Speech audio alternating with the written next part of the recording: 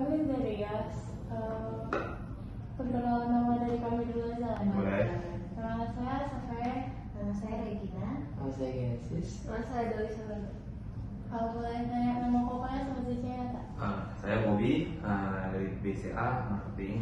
Oke, saya Jessica, BCA Marketing juga. Kami mau nanya beberapa hal tentang kartu kredit, tentang kredit-kreditan. Sama pinjam. Jadi pertanyaan pertama itu proses penyaluran kredit atau pinjaman ke bank itu gimana ya?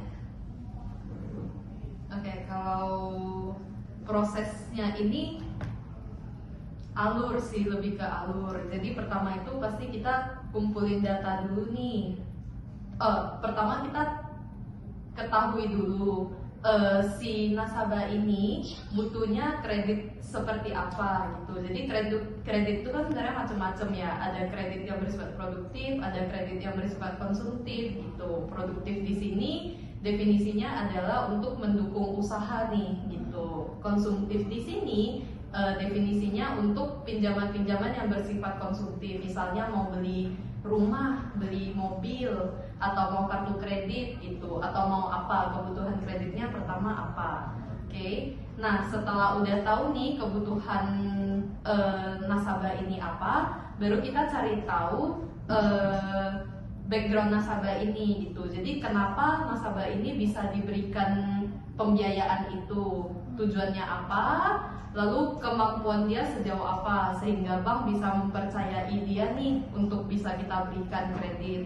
Karena kredit itu kan tidak semata-mata bank itu kasih pasti harus dibalikin juga dong. Namanya utang itu kan harus dikembalikan lagi, dibayar kembali ke bank. Jadi kemampuan nasabah itu sejauh apa sehingga kita bisa kasih kredit itu gitu. Nah, mungkin itu lebih ke definisi pemberian kredit ya. Nah, di bank sendiri kredit itu juga membutuhkan jaminan.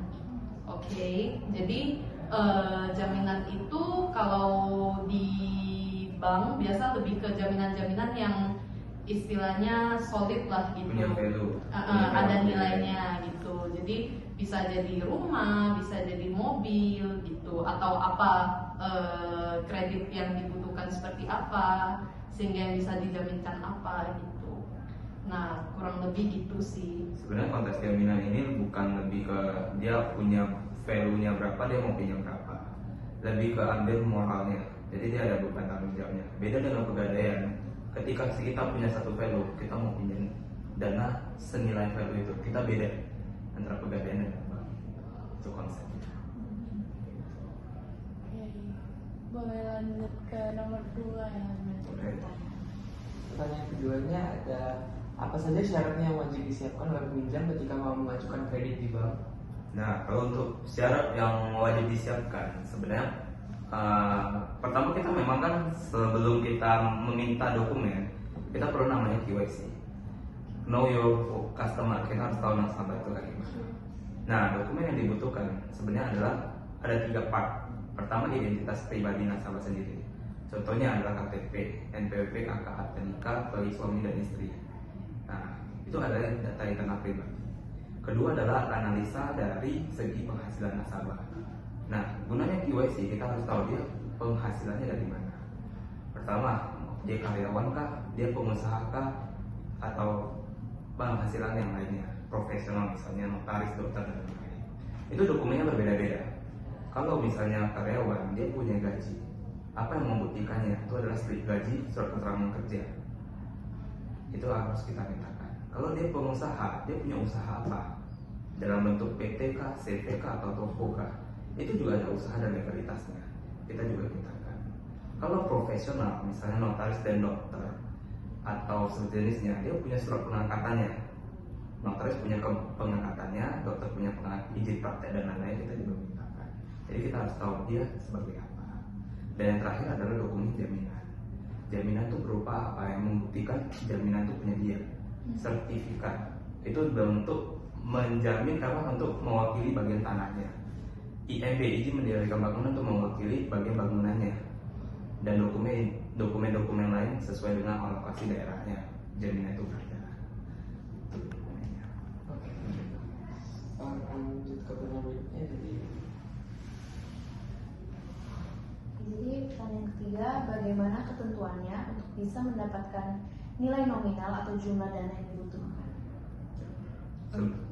Boleh? Oke, jadi balik lagi sih ke yang 1 dan 2 tadi. Tadi kan udah dijelasin juga nih, nasabah itu kan macam-macam ya. Ada yang karyawan, ada yang profesional, ada yang pengusaha gitu. Jadi gimana untuk mendapatkan nominal yang diinginkan? Pertama, pastinya dari kemampuan bayar dia. Kalau misalnya nggak mungkin nih karyawan gajinya sebulan cuma 10 juta tapi angsurannya akan terjadi itu sebulan melebihi itu, ya kan? Gimana cara dia mampu untuk bayar lagi gitu. Nah, mungkin ini nanti bakal nyambung ke pertanyaan selanjutnya soal kredit macet itu kurang lebih sih gitu. Nah, jadi yang pertama pasti kemampuan bayarnya dulu. Kalau kemampuan bayar yang masuk nih dengan pinjaman yang mau dia ajukan, berarti poin pertama udah terchecklist gitu. Nah, poin berikutnya adalah agunannya itu, si jaminannya tadi. Nah, kalau misalnya dia mau minjemnya nominal sekian, tapi si value dari jaminan yang dia berikan aja tidak memenuhi pinjaman yang dia harapkan, gimana bisa kita memberikan dengan nilai yang segitu gitu kan? Gitu sih. Sebenarnya bisa aku lengkapin dari segi jaminan. Kita contohkan, misalnya kita punya jaminan 500 juta, misalnya nasabah ini. Tapi dia mau pinjam 1 M, mungkin nggak? BCA memberikan duit yang tidak sebanding, itu tidak mungkin. Jadi kita memang harus menilai value dari jaminannya sendiri.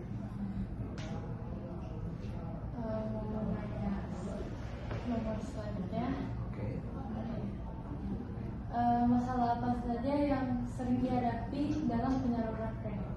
Nah, masalah apa aja yang sering dihadapi? Sebenarnya kalau untuk penyaluran kredit di tahap awal, itu sebenarnya banyak kendala tuh di daerah repayment atau kemampuan pembayaran nasabah.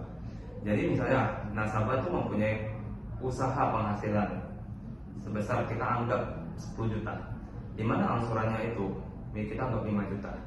Dia punya biaya-biaya lainnya, tak kebutuhan hidup, angsuran lainnya, itu apakah bisa memenuhi dari gaji dia, penghasilan dia. Nah, banyak customer yang awal-awal itu terpenuhi, tapi setelah kita salurkan dana kreditnya itu, dia membeli barang-barang yang lain lagi. Jadi sehingga bebannya membengkak. Ya kita tidak didefinisikan. Itu salah satu yang kita tidak bisa pantau sebenarnya. Makanya ada namanya know your customer. Dia orangnya itu apakah konsumtif sekali, apakah dia produktif sekali, apakah dia sangat mencari bisnis yang lain untuk menghasilkan uang. Itu kita harus tahu nasabahnya. Jadi kuncinya di penyaluran kredit pertama itu harus tahu karakter si nasabah. Terus lanjut pertanyaan kelima, seberapa besar tingkat kredit bermasalah atau gagal bayar dan apa penyebab utama? Kalau penyebab utama harusnya tadi udah dijelasin sih. Jadi namanya kita manusia ya, maksudnya kan nggak mungkin nih kita bisa 100% mengenal calon nasabah kita, calon yang mau minjem duit lah sama kita. Mungkin di awal-awal ketika dia mengajukan, usahanya bagus, penghasilannya bagus, segala macem. Nah, siapa yang sangka nih, misalnya kan apalagi kredit-kredit tuh gak mungkin semuanya jangka pendek nih gitu. Siapa tahu dalam perjalanan misalnya dia berubah nih karakternya jadi suka judi misalnya, ngomong kasarnya gitu ya. Berubah lah, banyak lah tumbuh tambahan pengeluaran lain yang kita nggak terduga gitu. Jadi penyebab utamanya sih dari situ sih. Jadi kayak kemampuan bayarnya jadi bermasalah. Kalau yang nilai jaminan bermasalah itu sebenarnya agak jarang lah gitu. Kebanyakan sih dari kemampuan bayarnya yang bikin kredit macet ini terjadi gitu. Lalu tadi apa ya pertanyaannya? tingkat gagal bayar. Seberapa besar tingkat gagal bayar ya?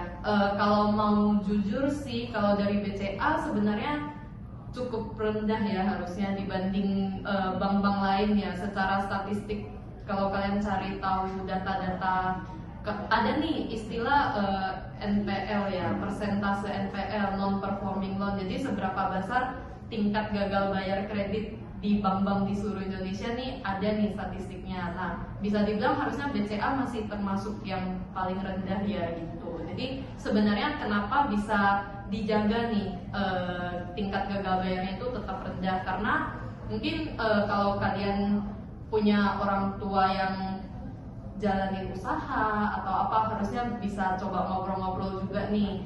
Nah, BCA ini bisa dibilang salah satu bank yang paling ketat buat nyalurin kredit gitu. Jadi gak sembarangan orang lah gitu bisa menjadi debiturnya BCA gitu. Secara analisa, secara syarat-syarat, harusnya BCA ini udah cukup secure lah gitu. Apalagi kita juga didukung dengan berbagai sistem-sistem yang ada nih, software, aplikasi. Secara internal BCA itu juga udah dirancang sedemikian rupa untuk menilai, untuk men-scoring suatu pengajuan kredit gitu. Jadi kalau seberapa besar tingkat gagal bayar harusnya sih masih cukup rendah gitu. Pertanyaan terakhir, mengapa terjadi kredit macet dalam satu proses pengembalian atau pembayaran utang? Nah, seperti yang tadi kita infoin sih, penghasilan dari seorang customer itu tidak tetap. Kita memang berharap seseorang itu punya penghasilan makin lama makin meningkat. Tapi namanya bisnis ekonomi, kadang naik kadang turun. Kita nggak tahu kondisinya. Tergantung force major gitu. Ketika COVID, ekonomi turun. Ketika after COVID, ekonomi mulai naik. Ada bisnis yang naik, ada bisnis yang turun. Itu yang kita harus pelajarin. Ekonomi makronya selama berapa tahun, selama nasabah itu yang punya kredit jangka waktu berapa lama. Kita anggap 5 tahun nasabah mengajukan kredit, kita harus pantau bisnisnya ini dia selama 5 tahun ke depan aman atau tidak. Selama 10 tahun aman atau enggak, kita harus tahu. Nah, itu adalah pengetahuan secara ekonomi makro sama mikro. Nah, tingkat kegagalannya itu kunci pertama yang paling penting adalah di bagian udah sih, itu beberapa pertanyaan kami. Makasih ya. Oke, sip. Boleh minta foto bareng nggak? Boleh.